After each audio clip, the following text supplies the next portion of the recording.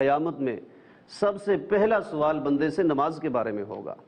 اور اس کا مفہوم آگے حدیث پاک کا اس طرح ہے، پھر اس سے پوچھا جائے گا تو نے اپنی ساری عمر کن کاموں میں بسر کی،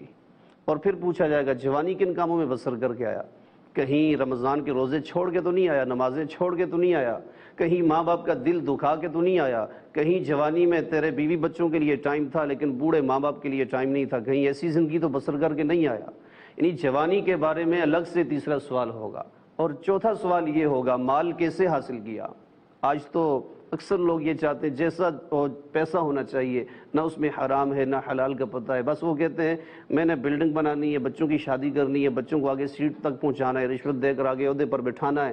تو اب وہ بندہ دیکھے گا نہیں کہ پیسہ میں کیسے حاصل کر رہا ہوں۔ قیامت والے دن چوتھا سوال جو بندے سے ہوگا وہ اس بارے میں ہوگا کہ تو نے پیسہ کیسے حاصل کیا ہے، اور پانچواں سوال یہ ہوگا کہ تو نے اپنے پیسے کو کن کاموں کے اندر خرچ کیا ہے۔ آپ نماز کی اہمیت کو یوں دیکھیے، مولا علی شیر خدا 21 رمضان مبارک آپ کا شہادت کا دن گزرا ہے، تو روایات مختلف ہیں، تاریخی چونکہ یہ بات ہے کہ آپ سجدے کی حالت میں تھے کہ آپ کے اوپر وار کیا گیا، ابن ملجم نے وار کیا آپ کے اوپر، اور ایک روایت یہ بھی ہے کہ آپ صفیں سیدھی کر رہے تھے، اور ایک روایت یہ بھی ہے کہ آپ مسجد کے لیے جا رہے تھے۔ تو بات کہنے کا مقصد یہ جو بھی تھا نماز کے لیے جا رہے تھے، اور آپ کے صاحبزادے